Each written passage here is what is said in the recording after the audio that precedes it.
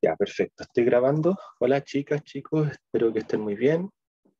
Eh, Bienvenidos a la clase auxiliar número 11, que lamentablemente va a ser asincrónica debido a las condiciones actuales. Estamos en paro en la facultad o en toma. Y bueno, voy a tratar que el video sea lo más ligero, colocar etiquetas, así que traten de verlo desde YouTube. Va a tener etiquetas sobre qué parte se empezó a hacer cada problema. Y cualquier duda me escriben nomás, no hay ningún problema en eso. Así que bueno, empecemos.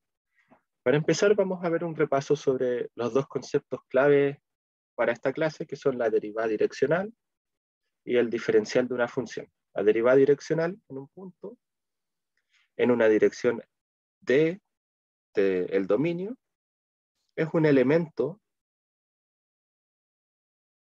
perteneciente al conjunto llegada, luego de evaluarse, que en realidad es este límite de acá.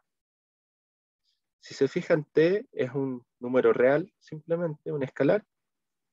D es la dirección, pero t es un escalar que achica esa dirección. O sea, nos acercamos al punto mediante esa dirección. Y esto aproximadamente es un delta i partido en delta x. Pero en la dirección d asociada, donde hay infinitas direcciones en un espacio vectorial de dimensión mayor que 1. Cuando este límite existe, a esta expresión de aquí se le conoce como derivada direccional. ¿Ya? Pero esto de aquí es un valor, porque ya está evaluado en el punto A. Por otro lado, el diferencial de f no es en primera instancia una derivada, sino que es una transformación lineal. Entonces, el diferencial de f en A es la aplicación lineal, acá hay un typo, A pequeño, es la aplicación lineal continua que va desde el dominio de f hasta el conjunto llegada de f, y lo denotamos muy parecido a la derivada direccional, pero no es lo mismo. Y resulta que verifica esta relación de acá. El problema esencial es que no nos dice cómo calcular el límite. Nos dice, es algo que está acá, que verifica el límite, pero no nos da una fórmula cómo calcularlo. En cambio, acá esto lo podemos calcular. Esto lo podemos calcular. Acá no sabemos calcular el objeto definido.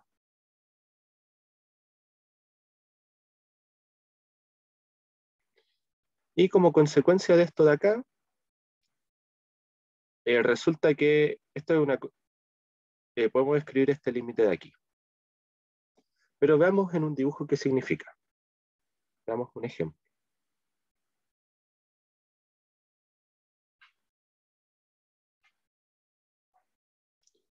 Consideremos una función de R2 a R que toma X y entrega X cuadrado más Y cuadrado.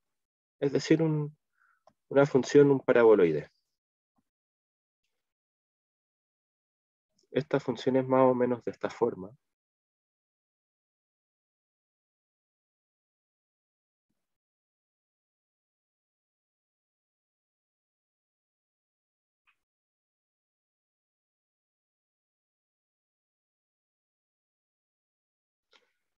Y bueno, no está muy centrada, pero a ver si me sale desde cero.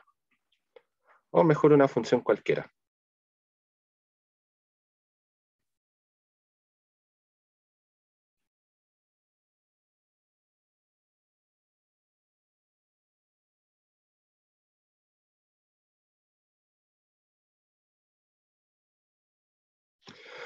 Si queremos calcular la derivada direccional en el punto A, que es este punto de acá, nos tenemos que acercar mediante alguna dirección en torno a A. Supongamos que nos queremos acercar por este segmento. Entonces sea este punto de acá, A más T por D, donde D es el vector director. De hecho, podemos considerar D de norma 1, un vector unitario.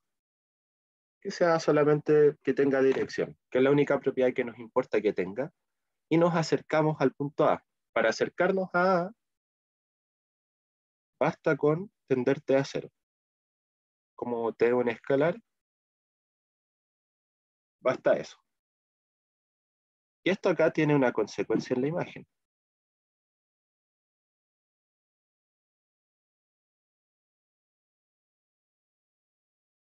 Donde tenemos f de A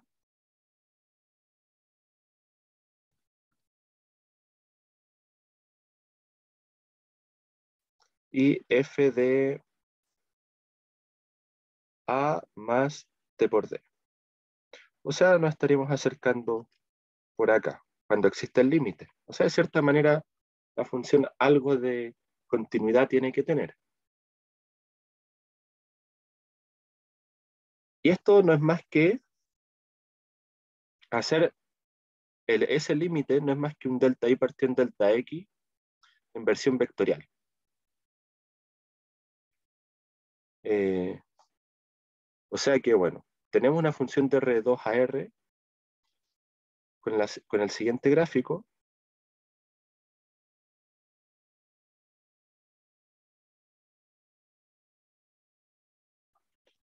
Luego,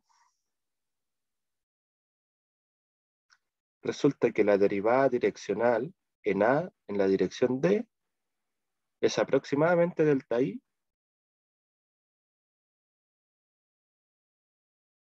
lo voy a poner en límite, que sería f de A más T por D menos f de A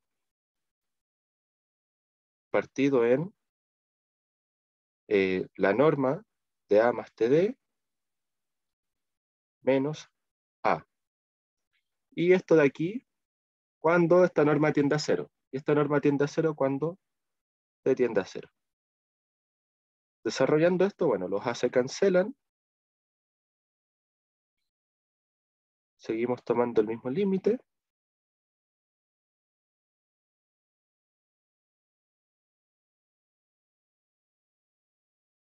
Nos queda la norma de T por D. Y sin pérdida de generalidad, D puede ser un vector unitario. Entonces basta que yo puedo, que la norma de T por D, si D es un vector director nomás, bueno, viene dada simplemente por hacer, colocarte afuera nomás, que es la magnitud, o colocarte en valor absoluto. Es equivalente. Ahí uno puede, a gusto del consumidor, colocar la definición. Entonces, en esencia, esta es la definición de derivada direccional. No es más que eh, calcular la pendiente de la recta en esa dirección sobre el grafo de la función. O sea que acá decidimos una recta, bueno, en la dirección nos da, nosotros hacemos un corte y calculamos la pendiente de la función en esa dirección. Y estas funciones son como una especie de sábana, entonces podemos calcular las pendientes en muchas, muchas direcciones. Por otro lado, que una función sea diferenciable implica algo mucho más fuerte.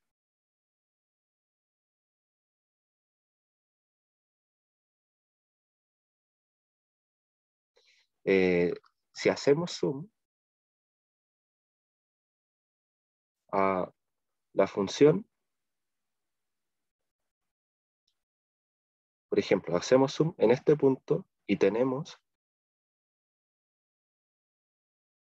la siguiente situación. Supongamos que esto es parte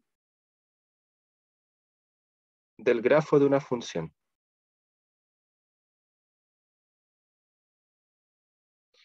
Este punto de acá es a, f de a, ¿sí? Porque está en el grafo. Esta función haciéndole zoom es aproximadamente un plano. Es más o menos suavecita, no tiene muchas oscilaciones, o existe un momento tal que haciendo algún zoom, esto se puede ver como un plano. O sea que en este punto de aquí, existe, en ese punto de ahí, existe un plano tangente. Esto de aquí es plano tangente a ese punto de la función, que viene a ser más bien la noción de generalizar la idea de recta tangente.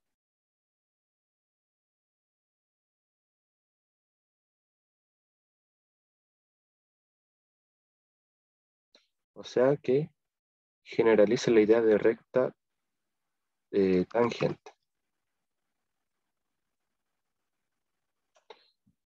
Escribamos ese plano. Nosotros queremos ver que esto es tangente a este punto. Bueno, que la mejor aproximación de este punto viene dada por una transformación lineal afín. Quiere decir que tenemos nuestro plano, un vector director, en el punto. O sea, f de a es aproximadamente esta traslación. Por ejemplo, el plano per se pasaría por el origen, pero lo podemos trasladar. ¿Ya? Esa traslación es a un entorno. No es exactamente, lo trasladamos cerca del punto A, f de a más td.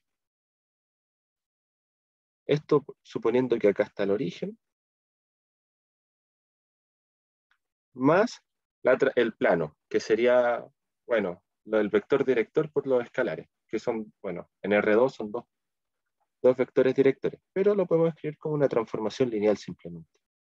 Por la transformación lineal de A más TD.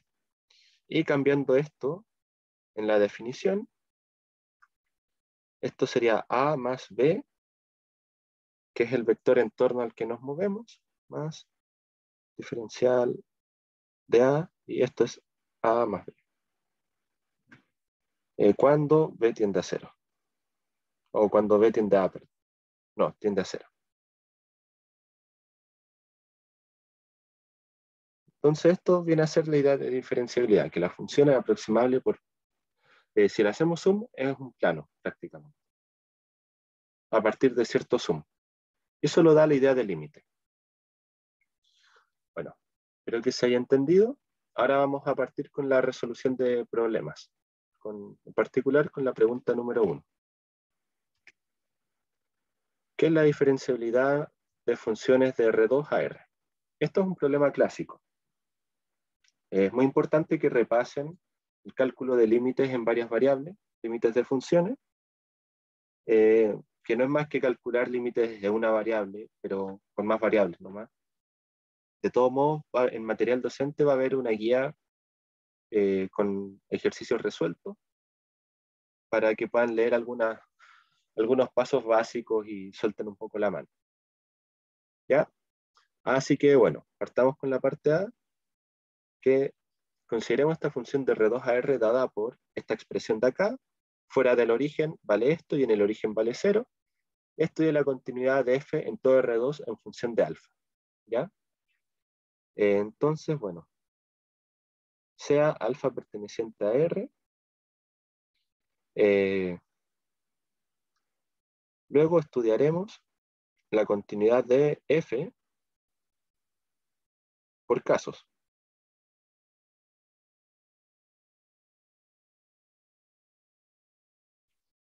La continuidad de f, separando el caso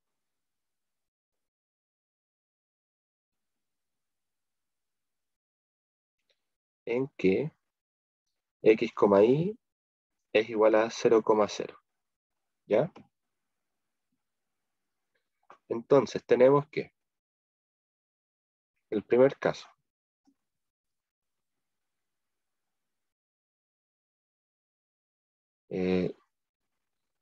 suponiendo que x, y es distinto de 0, es decir, que al menos uno de los elementos es 0,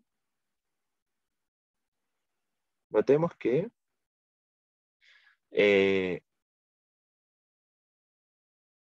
f de x, y no es más que x por módulo de y a la alfa sobre x a la 4 más y a la 4 más x cuadrado.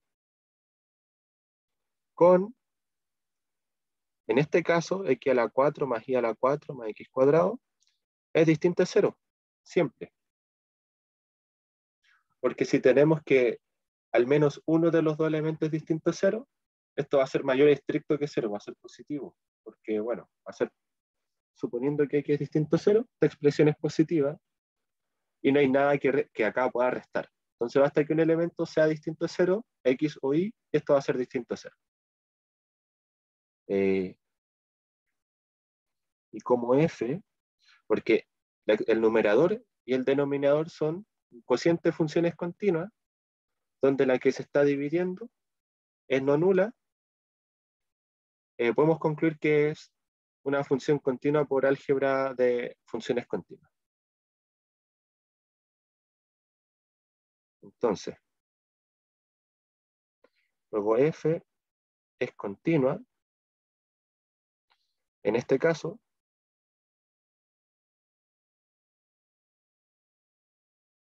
pues es la división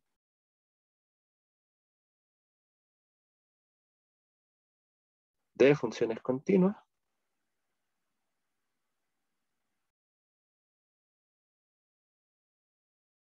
con denominador no nulo.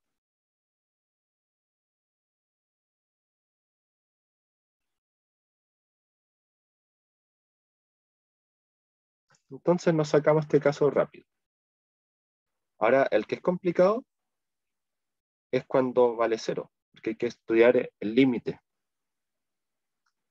Esto es, suponiendo que x, y es igual a 0,0,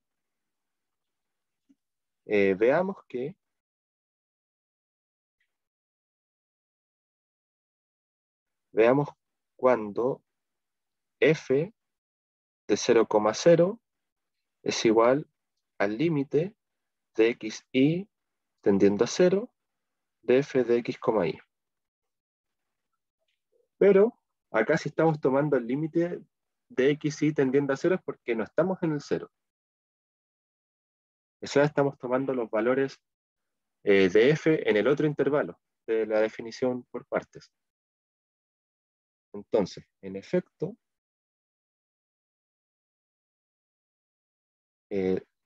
tenemos el límite de x, y tendiendo a 0 de x por módulo de y elevado a alfa sobre x a la 4 más y a la 4 más x cuadrado. Acá voy a aplicar un cambio de variable. Voy a decir que x es igual a rho coseno de teta y que y es igual a rho seno de teta. Ese cambio de variable es clásico, donde rho es mayor que 0 y teta pertenece a 0,2 pi. Este cambio de variable, memorícenlo, se usa mucho, se usa en casi todos los ejercicios, me atrevería a decir, o al menos en todos los ejercicios no triviales. Esto sería el límite de rho tendiendo a 0 de lo siguiente.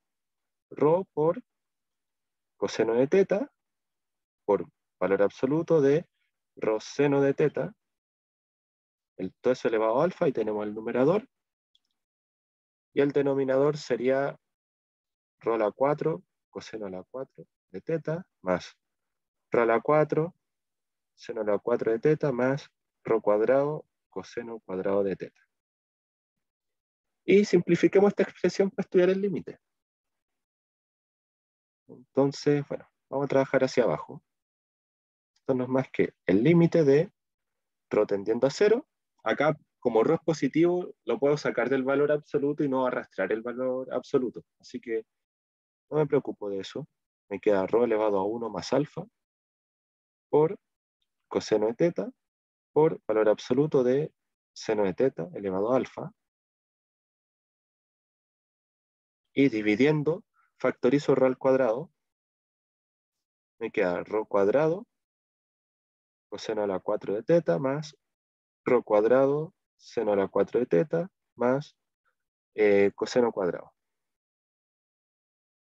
Y acá vamos a simplificar.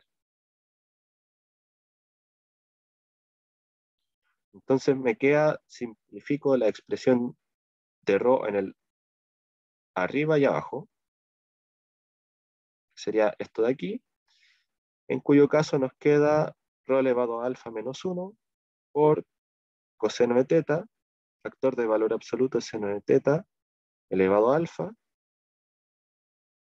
partido en rho cuadrado coseno a la 4 de teta más rho cuadrado seno a la 4 de teta más coseno cuadrado de teta. Y quizás ya estamos en condiciones de estudiar este límite. ¿Ya? Está más o menos reducido. Notemos que si coseno de teta vale 0, el límite se tiene. Luego, si teta es tal que coseno de teta vale 0, entonces este límite es 0.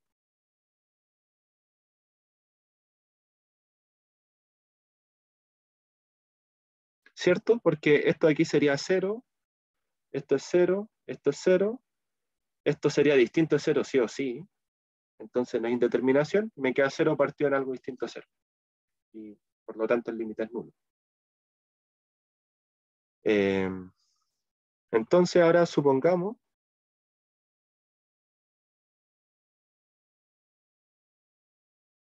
que teta es tal que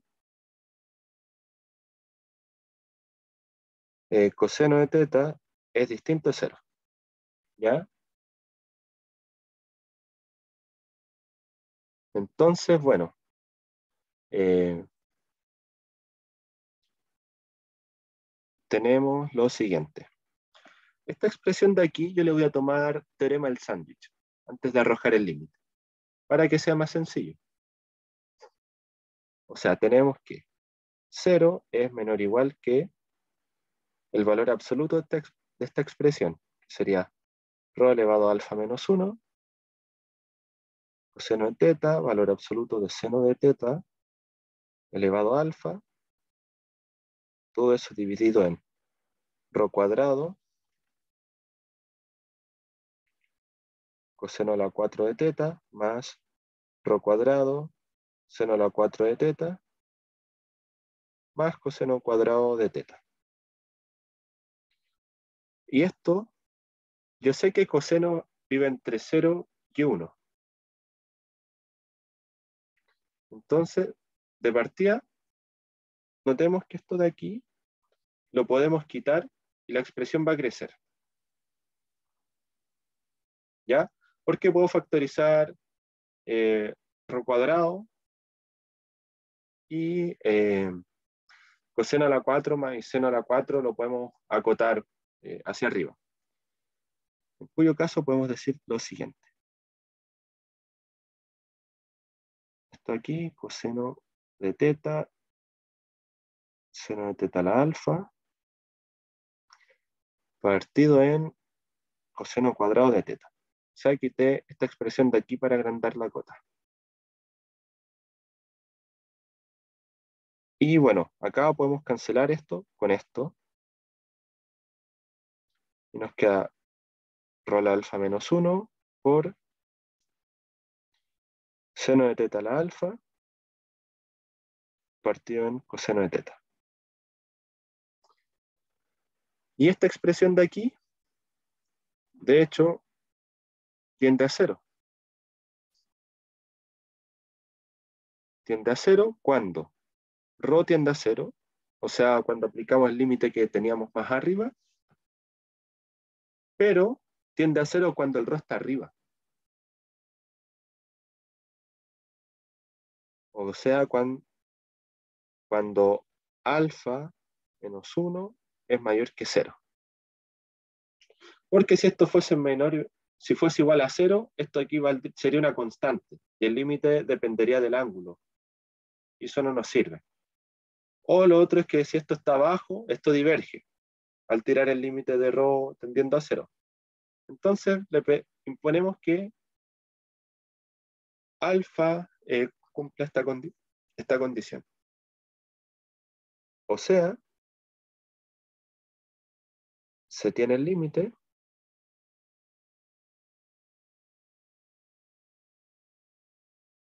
cuando alfa es mayor estricto que 1, por lo tanto, y tenemos que ver que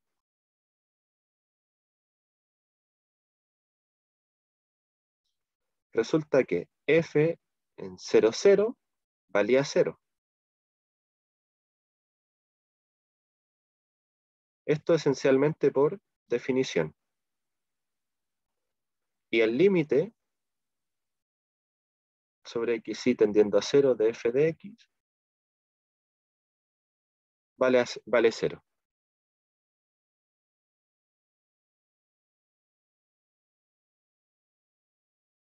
Esto implica que f es continua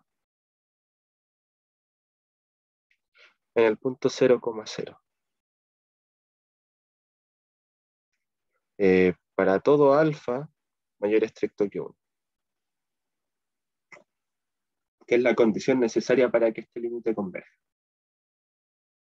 Y propuesto verificar esta cota de aquí.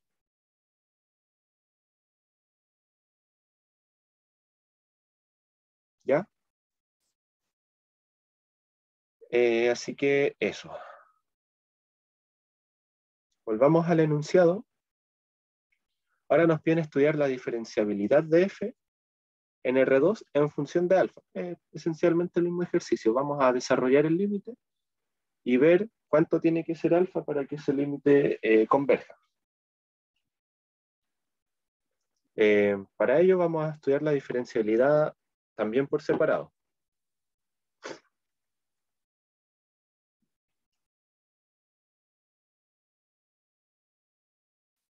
Entonces,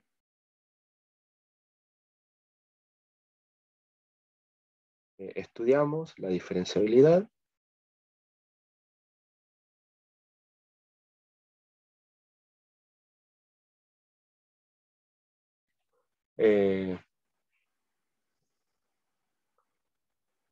de igual manera que la continuidad.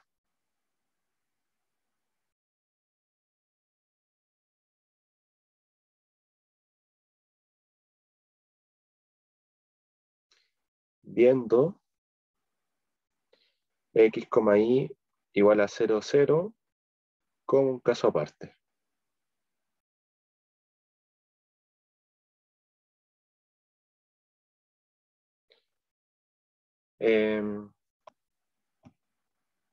Para ver la diferenciabilidad, veamos lo siguiente. Necesitamos calcular las derivadas parciales para tener el candidato diferencial. O sea, aquí voy a colocar una observación.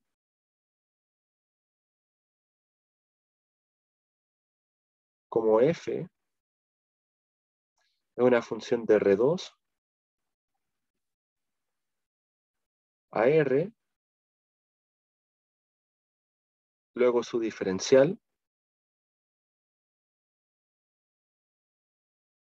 es un gradiente.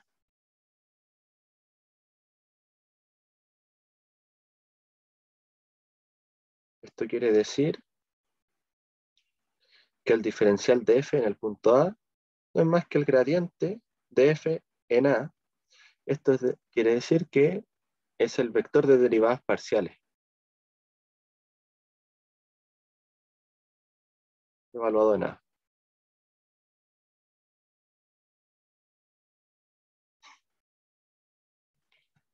Entonces calculemos las derivadas parciales.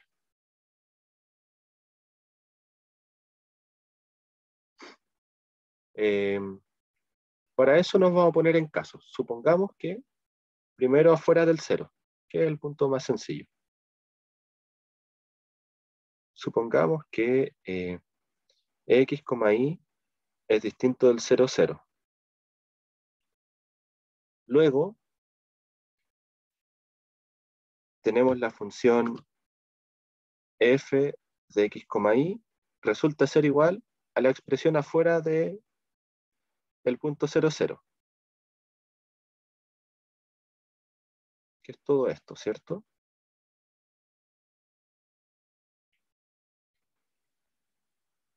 Y calculamos las derivadas parciales.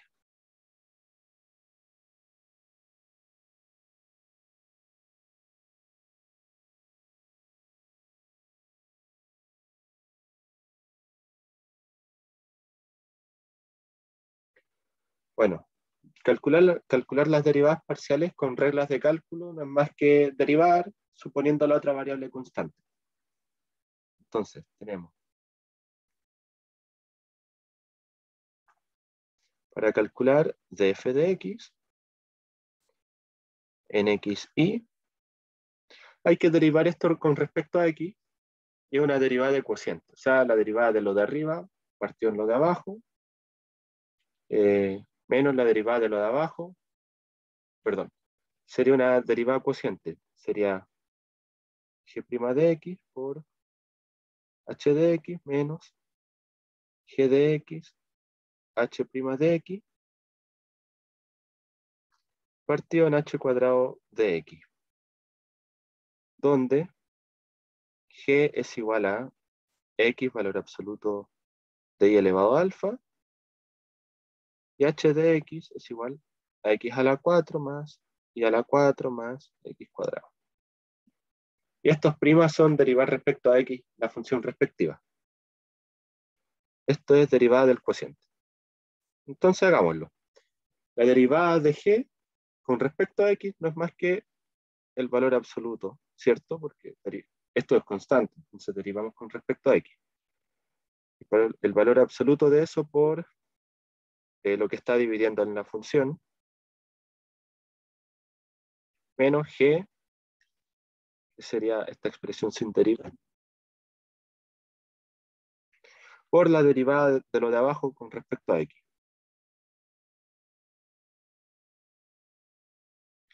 Y todo esto partido en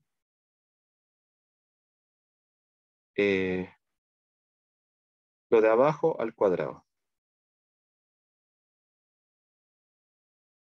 ¿Ok?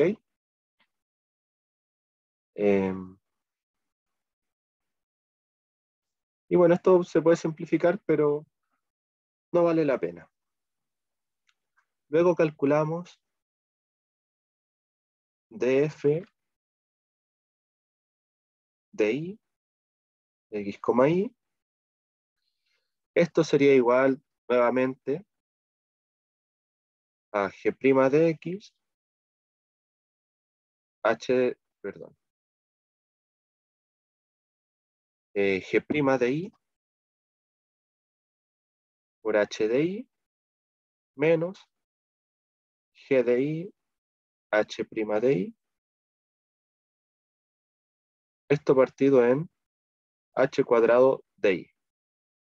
Y esencialmente g y h es lo mismo, pero cambia la variable.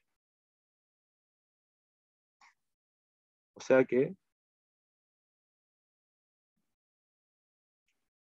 a ver, voy a dejar un poquito de espacio aquí.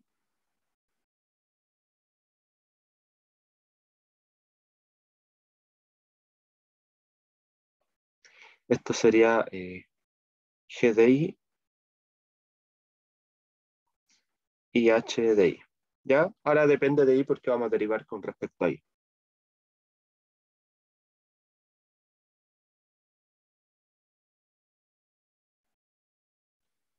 En este caso, bueno, tenemos lo siguiente. Derivando esto con respecto a y, es más o menos complicado porque está con valor absoluto. Entonces, hay gente que para sacar el signo de y coloca y partido en su valor absoluto. Yo le voy a colocar signo, ¿no? ¿Ya? O sea que, aquí, ¿qué es lo que pasa? Para derivar esta función de acá,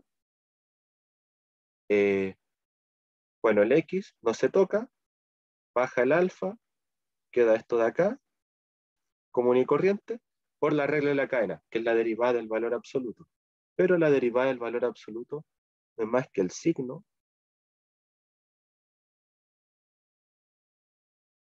del argumento del valor absoluto. Solo eso. Eso sería la derivada. Bueno, la derivada G'. Todo esto por H, que lo tenemos aquí. Esto menos G por H', que sería 4i cubo. ¿Sí? Los X se hacen cero porque derivamos con respecto a y. Todo esto partido en H al cuadrado.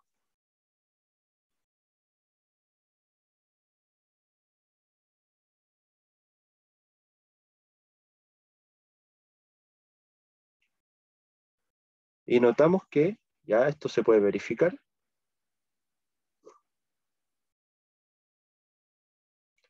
Las derivadas parciales. Notemos que esto y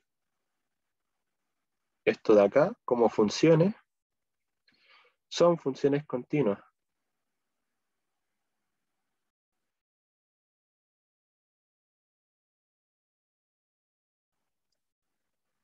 En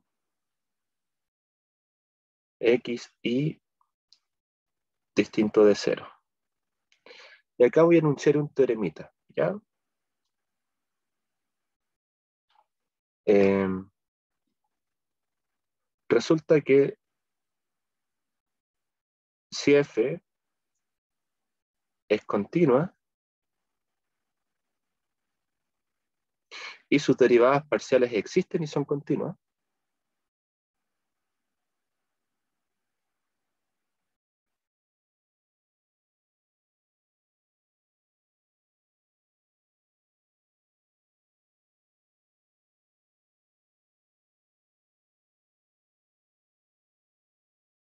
entonces f es diferenciable.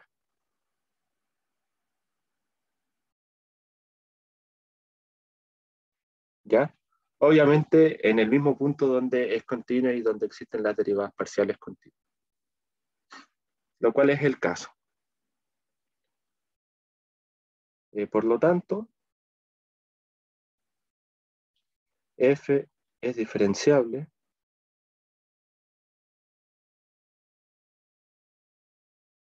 en x, y distinto del 0, 0. ¿Ya? Usualmente se dan esos argumentos de derivación, pero ese teorema todavía no se ha visto en clase, ¿ya? Como una implicación, o me parece que sí se vio. No sé si se va a ver en la clase de mañana, quizás. Pero aún así es muy útil, ¿ya? Por ahora pueden creerme nomás. Ahora vemos el caso que es más, quizás más feo. Eh,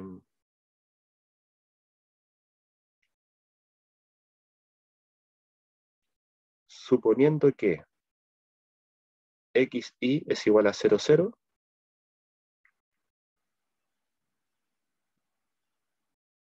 bueno, mediante definición,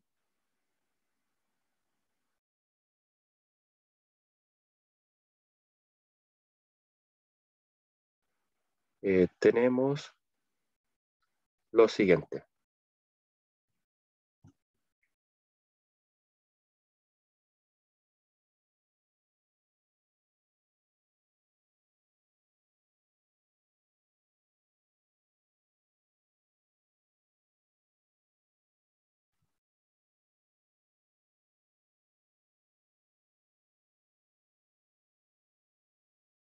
Entonces sería hacer el delta y partiendo en delta x, pero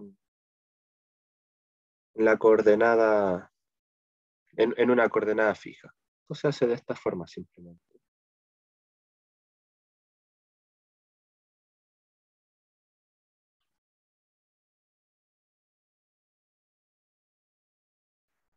Y notemos que Esto de aquí, f en 0,0 vale 0, por definición. Pero acá hay que tomar el corcho grande de la función y por eso nos queda lo siguiente. Nos queda t por módulo de 0 a la alfa partido en t a la 4 más 0 a la 4 más t cuadrado. Y fijémonos que esto de aquí es igual a lo siguiente.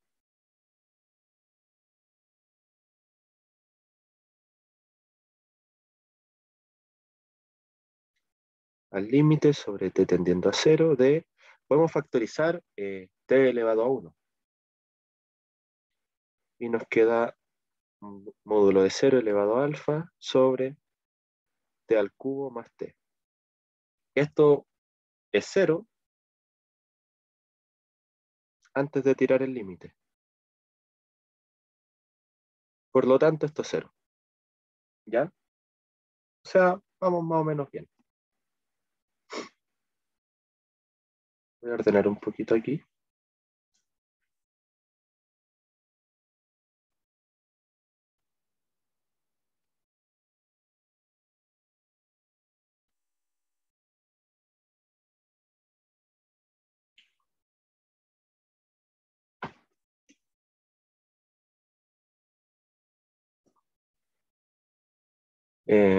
Ya.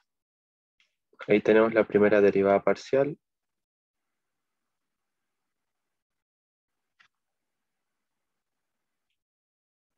Y análogamente la segunda.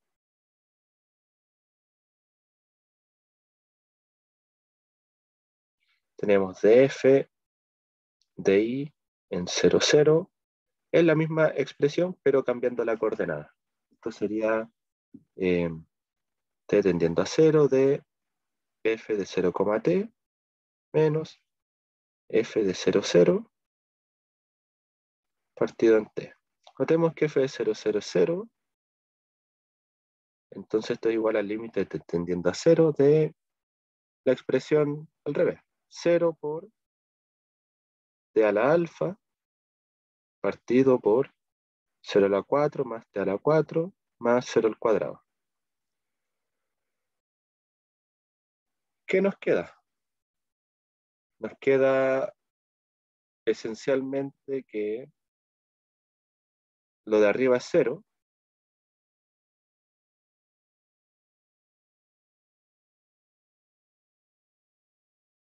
¿Sí? De nuevo, lo de arriba es 0 y lo de abajo es distinto a 0. Y por lo tanto, esto es límite de 0 antes de tirar el límite. Por lo tanto, eso es 0. Por lo tanto, el gradiente en 0, 0 es igual a 0,0, que esencialmente es la derivada parcial de f con respecto a x evaluada en 0, 0, y la derivada parcial de f con respecto a y evaluada en 0, 0, pero esto es 0,0 nomás. Es el candidato a diferencial.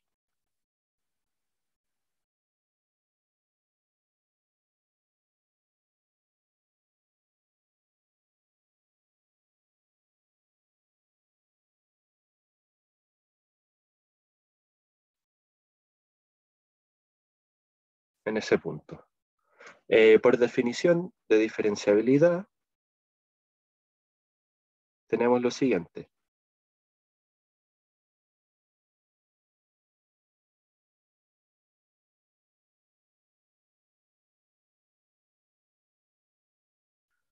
Vamos a ver el límite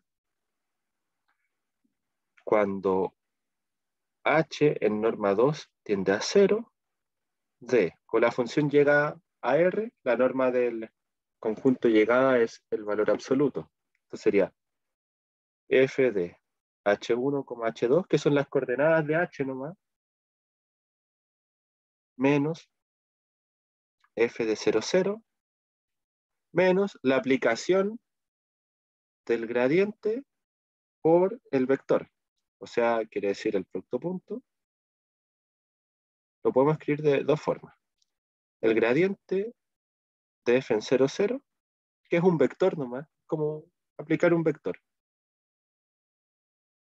Este vector va traspuesto o va en producto punto, como quieran llamarle, con el vector h1, h2.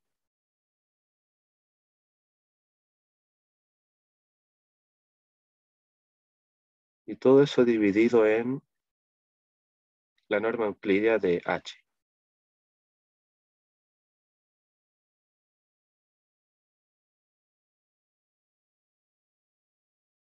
Hay que ver si existe este límite.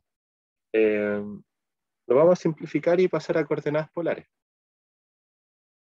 Eh, por ejemplo, esta expresión de aquí, f en 0, 0 es 0. Este producto punto es 0 también, porque este gradiente es 0,0. Entonces nos queda simplemente el límite de h en norma 2 tendiendo a 0 de f de h1, h2, valor absoluto, sobre la norma euclídea de h.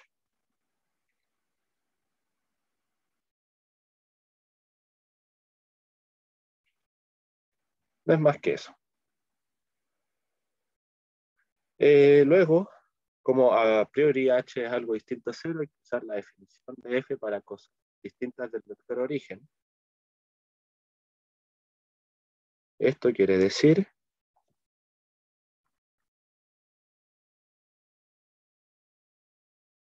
lo siguiente. Tenemos la coordenada en x por la coordenada en y en valor absoluto elevado a alfa,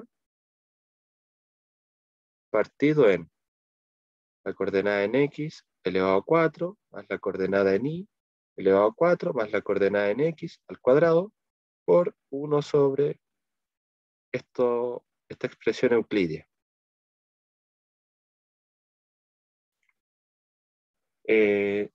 Voy a decir que h1 es igual a rho coseno de teta y h2 es igual a rho seno de teta. Entonces, cambia variable.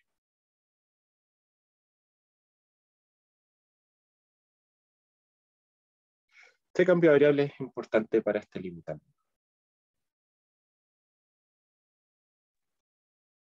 Y nos queda la siguiente expresión. Voy a hacer un poquito rápido. El detalle va a estar en la pauta. Voy a saltar dos pasos. Eh, de partida, la norma es de hecho el radio. Entonces, queda de esta forma. ¿Sí? El radio en este cambio de variable coincide con ser la norma en términos de H1 y H2. Y nos queda la siguiente expresión. Por favor, revisen el apunte de la pauta, porque, bueno, me salté un par de pasos, pero es aritmética, ¿no?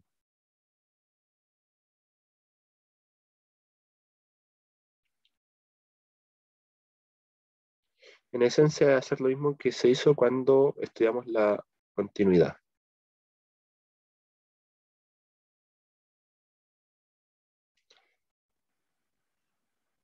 Y de nuevo, notemos que si coseno de teta vale 0,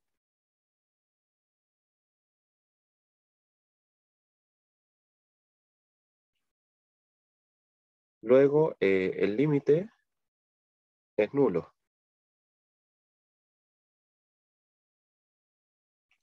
Entonces supongamos que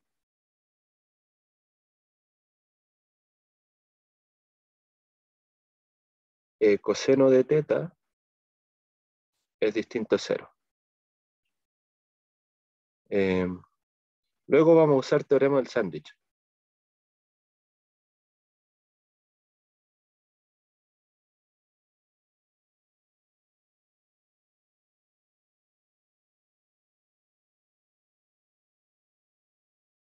Entonces, por teorema del sándwich tenemos lo siguiente. Que 0 es menor o igual que la expresión que queremos acotar en valor absoluto,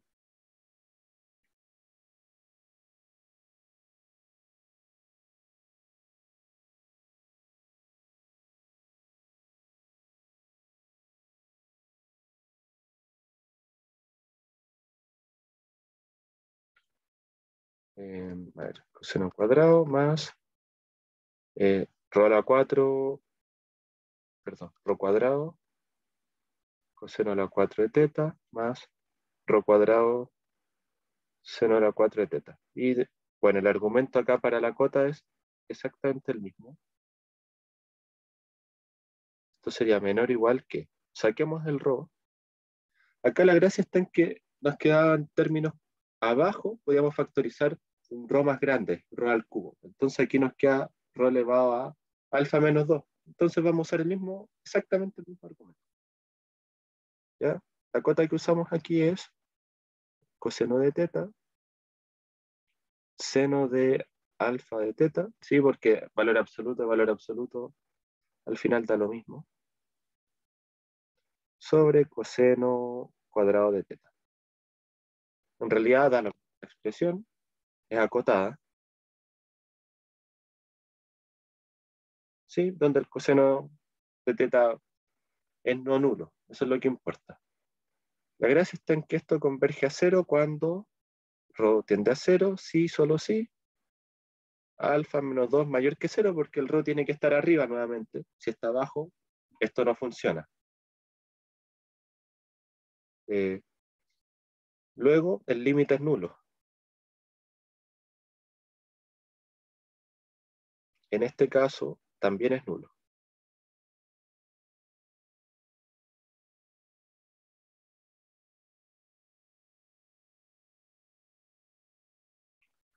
Y luego tenemos que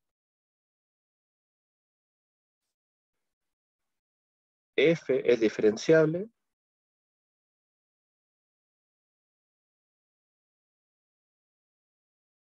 en R2 para todo alfa mayor estricto que 2. Y con eso ha acabado el ejercicio. Bastante extenso, efectivamente. Estos problemas son extensos, tienen mucha matraca detrás. Tienen que practicar harto las cotas, la definición del límite, por favor. Revisen la guía de problemas propuestos, que están resueltos además, que les subí. Revisen esta clase auxiliar. Yo ahora voy a hacer una pausa para ir a tomar agua y voy a seguir con el siguiente problema. Hola, ya estamos de vuelta con la pregunta siguiente, pregunta 2 y 3. Para la pregunta 2 quiero dar indicaciones. Esencialmente el problema es muy parecido al que tenemos, demostrar que las derivadas parciales en f existen en todo R2. Bueno, la indicación principal para la parte A es derivar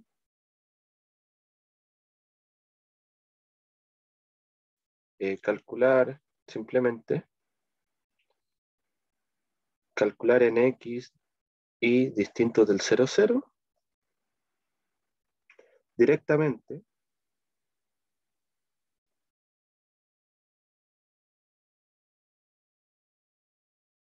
y ver, por definición de derivada parcial,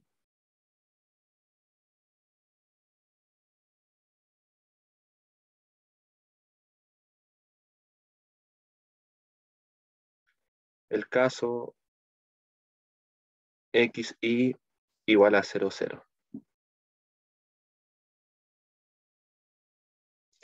¿Ya? Y para la parte B, para ver que f no es diferenciable en 0, 0, bueno, las derivadas parciales van a existir, las van a tener calculadas. Tomar la definición de diferenciabilidad con el límite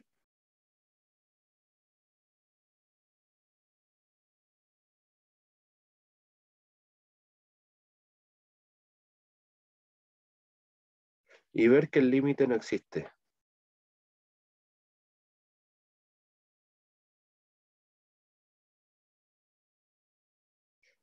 En polares, ¿ya? En coordenadas polares.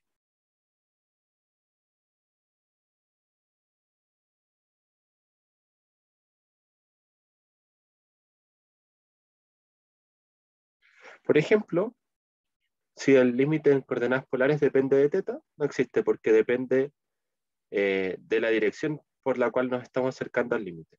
Entonces, eh, como una suerte de límites laterales. Y ahora, bueno, vamos a hacer la pregunta 3, que es un poco menos matraquera, pero tiene ideas de esto de que el diferencial define un plano tangente para la función. Bueno, nos piden demostrar que la ecuación del plano tangente del elipsoide, dada en esta fórmula de aquí, ya una elipsoide, una elipse rotada y queda una especie de huevo.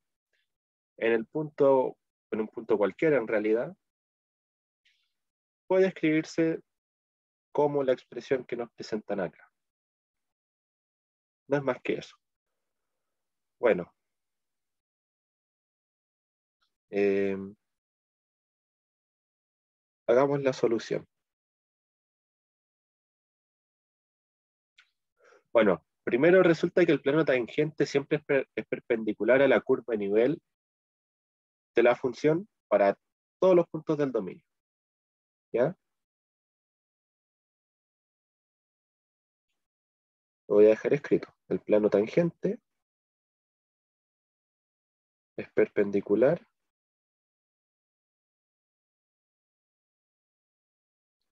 a la curva de nivel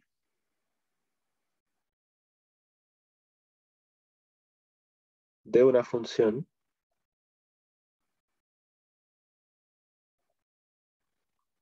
en todo punto del dominio.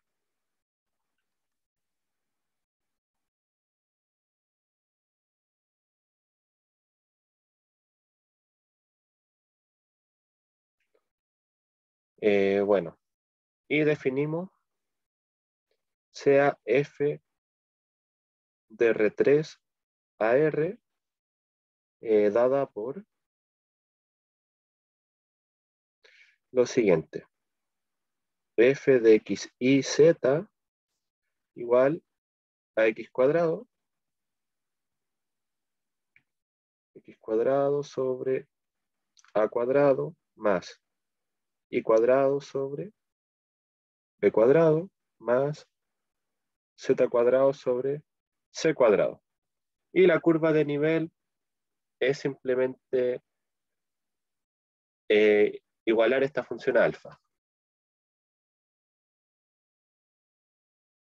Luego la curva de nivel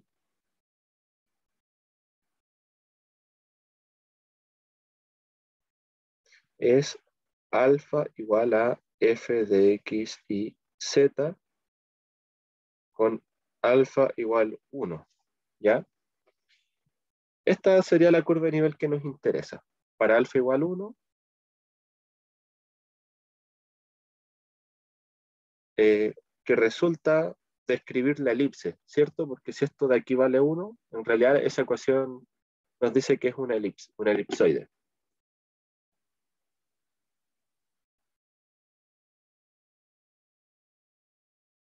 O sea, nos entrega la ecuación del elipsoide involucrado.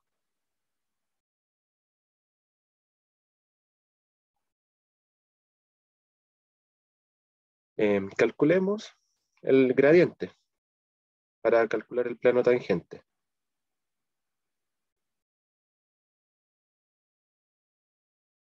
Bueno, resulta que es simplemente sacar las derivadas parciales y para esta función no es muy complicado. Resulta que es simplemente, bueno, derivar la función con respecto a x sería 2x a cuadrado, derivar con respecto a y esta función es 2y b cuadrado y derivar con respecto a z es 2z c cuadrado.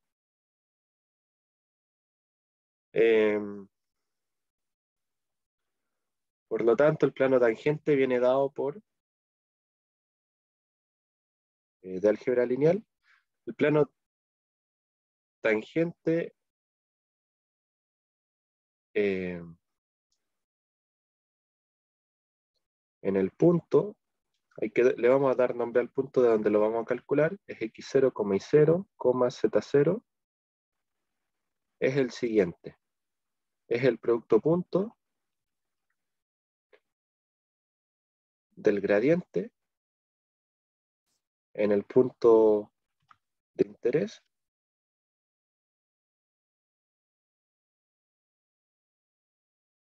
con x menos x0, y menos y0, z menos z0. ¿Ya? Esto viene de álgebra lineal. Esto sería igual a la siguiente expresión.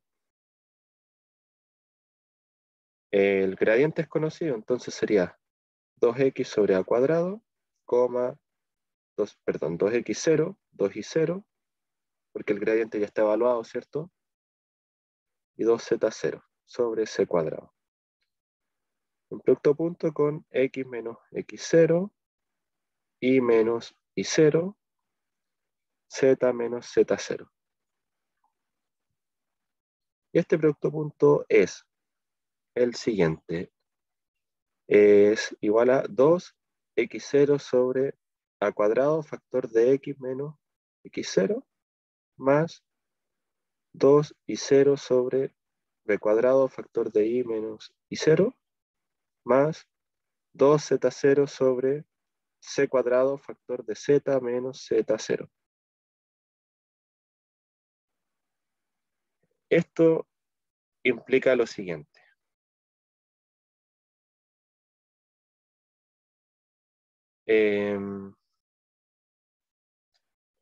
Bueno, como buscamos perpendicularidad, esto es igual a 0.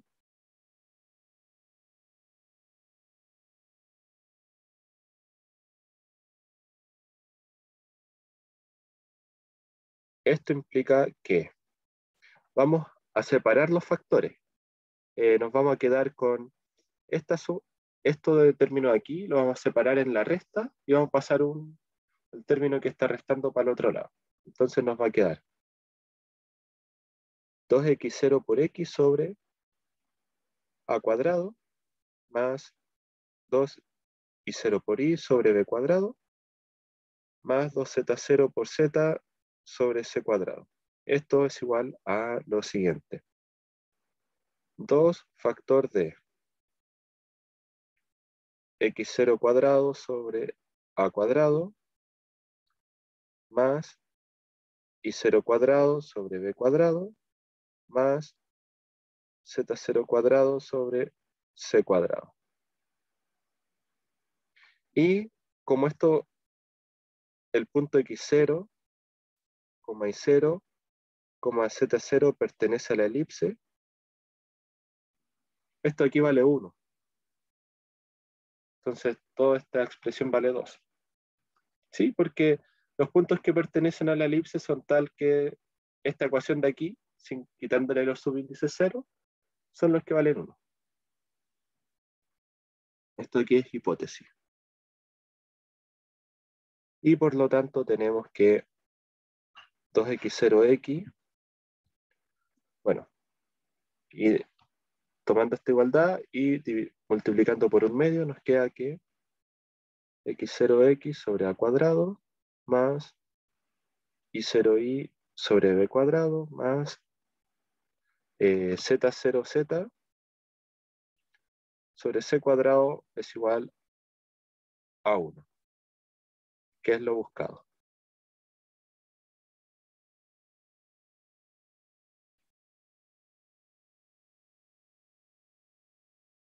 O sea, con esto se concluye lo pedido. Que en esencia lo que acabamos de calcular es la ecuación,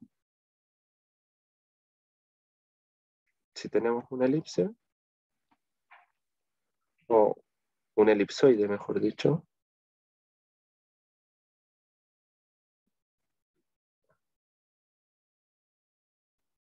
no es tan dibujable como, ya que es la curva a nivel de una función de R3 a R.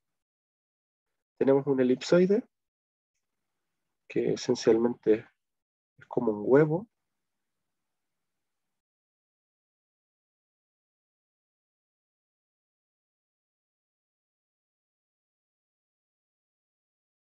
Y estamos calculando la ecuación del plano en un punto cualquiera de la elipsoide.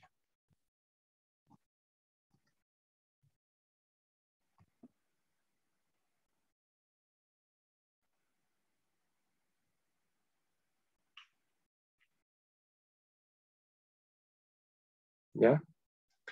Esto aquí sería un plano tangente.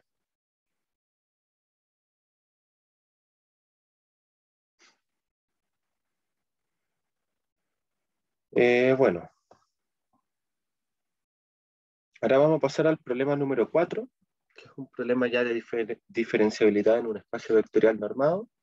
El objetivo de ese problema es más que nada ser formativo o ser un problema más bien teórico, ya que al ser en un espacio vectorial normado cualquiera, puede ser un ejercicio cambiando el enunciado fácilmente en R, en Rn. Y este semestre del curso se va a evaluar solo el caso de Rn. Y bueno, entonces esto puede ser un buen ejercicio reescribiéndolo en Rn. Yo lo voy a hacer en el caso general, más que nada por temas formativos. Y bueno, eso. Si alguien igual tiene alguna duda, puede escribirme y me pregunta. Eh, Nos dan un espacio vectorial normado, un abierto en ese espacio y un punto en ese abierto. Y tenemos dos funciones diferenciables en ese mismo punto. Y supongamos que la función g es no nula, entonces queremos calcular el diferencial, demostrar que la división de estas dos funciones es diferenciable y calcular el diferencial cociente. ¿Ya? O sea, esto de cierta manera es calcular la regla del cociente de diferenciales, no de derivadas. ¿Ya? Esto sería la regla del cociente para diferenciales. Y lo quise hacer en el caso genérico. Yo voy a demostrar la fórmula, el profe solo la anunció, ¿ya? Así que en la clase pueden revisar. Para eso voy a definir funciones auxiliares.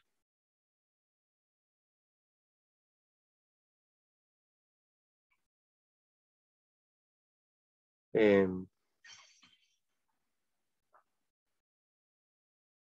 entonces definamos las funciones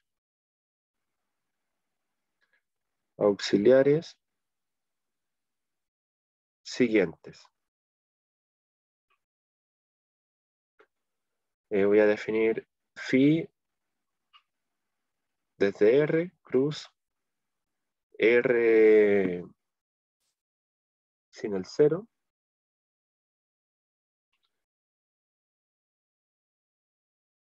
hacia los reales,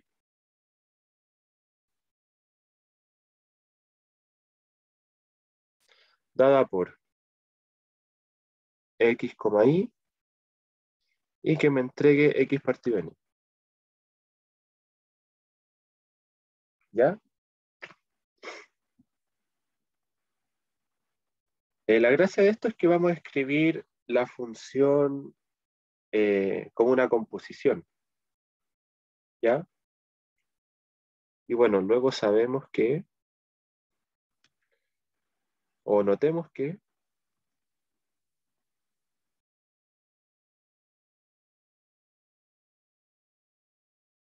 phi es derivable,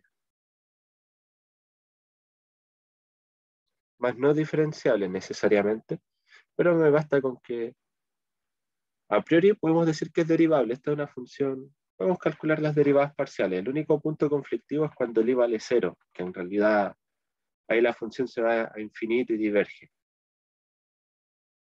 Entonces aseguramos que es derivable y podemos ver que es diferenciable inclusive, pero no cuando i vale cero, por eso lo quitamos del dominio.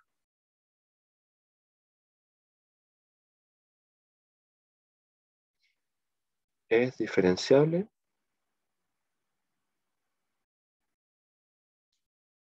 con derivadas continuas.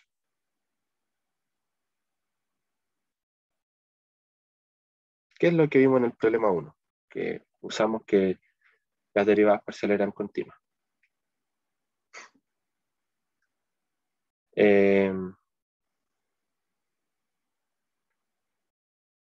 Luego resulta que el diferencial de esta función phi en x, y esto de aquí es una transformación lineal que se la vamos a aplicar a h, k. ¿Ok? Esto es igual a lo siguiente. Esta es una función de R2 a R prácticamente, entonces su diferencial es un gradiente. Entonces sería el producto punto del vector gradiente, que sería la derivada de phi con respecto a x, en xy, coma la derivada de phi de y en xy, punto h, k. Así se aplica esta transformación lineal. Y esto sería simplemente la derivada de phi de x en xy por h más la derivada de phi con respecto a y en xy por k.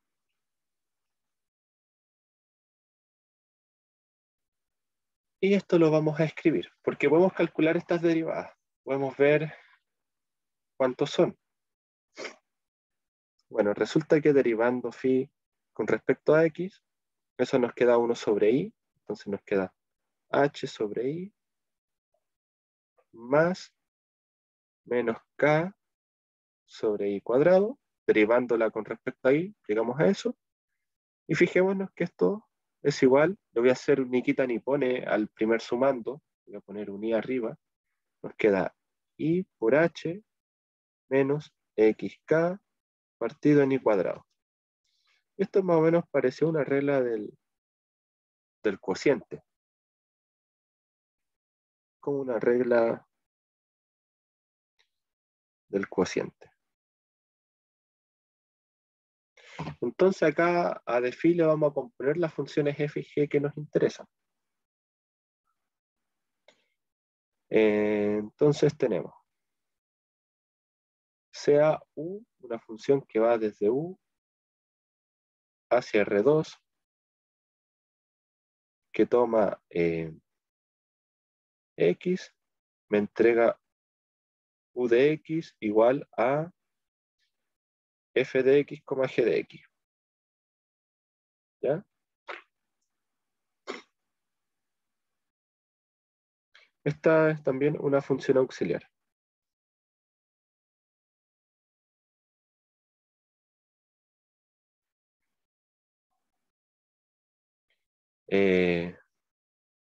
Una función auxiliar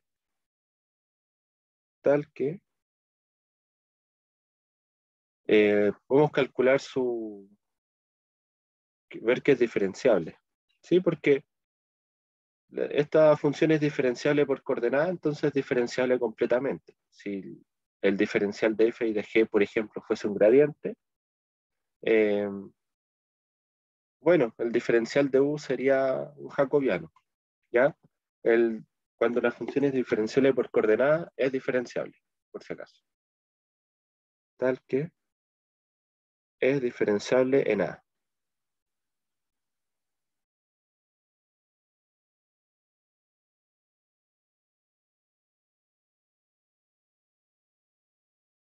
Este argumento, pues, es diferenciable por coordenada.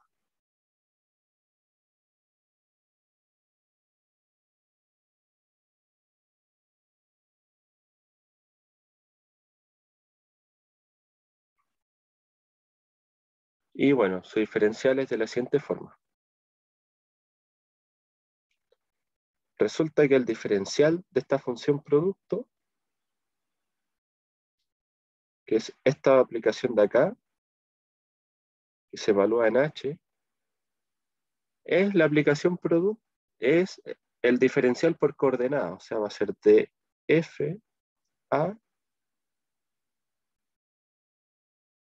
que se evalúa también en H, y de g a, que también se evalúa en H. Esencialmente es eso. Y esta función sale en E y llega al conjunto llegada, ¿cierto? Al espacio llegada de las funciones, ¿cierto? A R2. Esto implica que de Q de A es igual a de phi evaluada en U de A compuesta con de U de A. ¿Sí? Acuérdense que phi toma cosas en R2 y U llega a cosas en R2, ¿ya? Entonces, simplemente extendimos el camino. Y evaluando esta transformación lineal de Q de A, lo evaluamos en H. Esto sería lo siguiente. Vamos a componer esto. Aquí entran cosas de R2. Y aquí salen cosas de R2. Y las que salen son los diferenciales de F y de G. Entonces los hacemos entrar simplemente y nos va a quedar G de A, de F de A, H, menos F de A, de G de A, H. Discúlpenme, aquí esto se evalúa. Y esto es un elemento, una transformación lineal que se le evalúa a H. Y esto partido en G cuadrado de A para todo H perteneciente al dominio. Y esto es lo que se buscaba demostrar.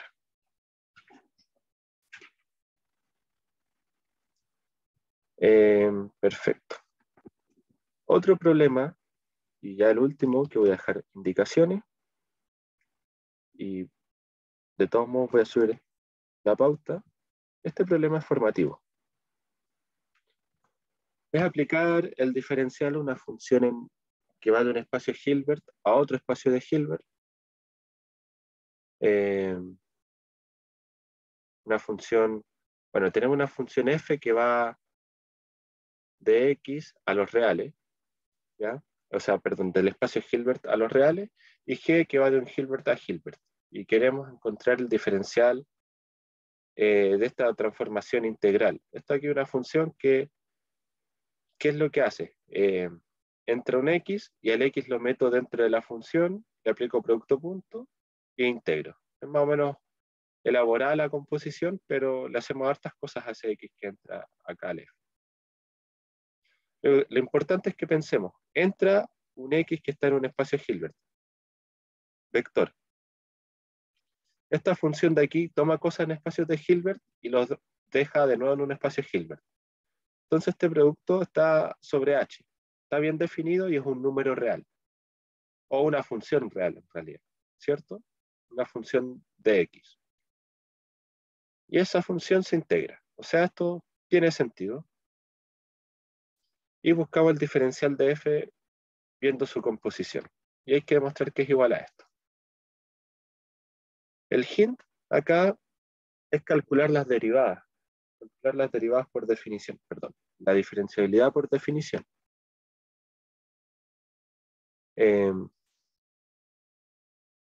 Entonces, mi indicación es que, primero, intenten demostrar que g de 0 punto h es menor o igual que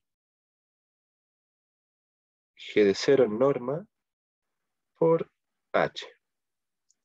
Y ver que esto es menor o igual que una constante por norma de h. Con esto podemos concluir que esta aplicación de aquí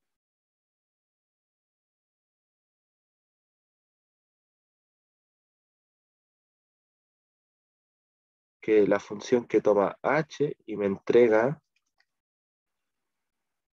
el producto interno de g de 0 con h es lineal continua.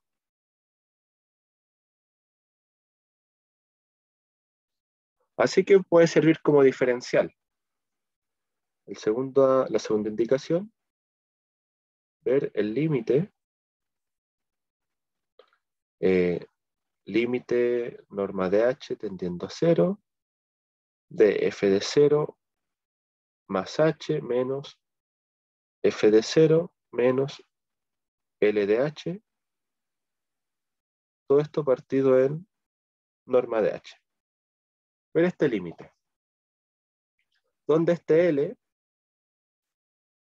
de h es igual al candidato diferencial, que es lo que queremos demostrar, que va a ser simplemente g de 0 punto h. ¿Sí? Que es lineal continua. Entonces puede ser un candidato y escribirlo como, vamos a escribir este límite,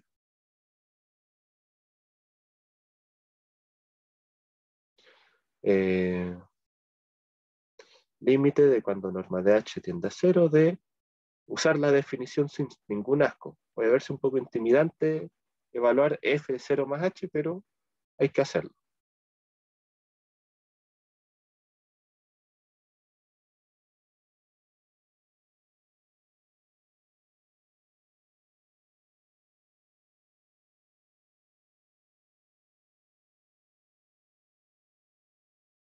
¿Ya? Acá la gracia está en que eh, era esto, esta integral es esto de aquí, y f de 0 es esto mismo, pero evaluando un 0 aquí en lugar de un h. Y como esto es lineal, f de 0 es igual a 0 porque este producto interno va a ser 0 y la integral de 0 es 0. Entonces, ahí está el L acá, está este término acá, y este de aquí es 0. Y trabajar con esta expresión y calcular ese límite. Si el límite existe, se concluye. De todos modos, va a haber auto este problema, pero échenle un vistazo, intenten hacerlo y si tienen dudas me escriben. Así que eso. Bueno, voy a cortar la grabación para que no se extienda tanto. Va a tener las etiquetas de tiempo. Espero que estén muy bien en sus casas o participando de las actividades en la facultad, de la movilización. Y nos estamos viendo en una próxima ocasión. Que estén muy bien y, bueno, ante cualquier consulta me pueden escribir a mí o cualquiera del otro auxiliar. Chao, chao.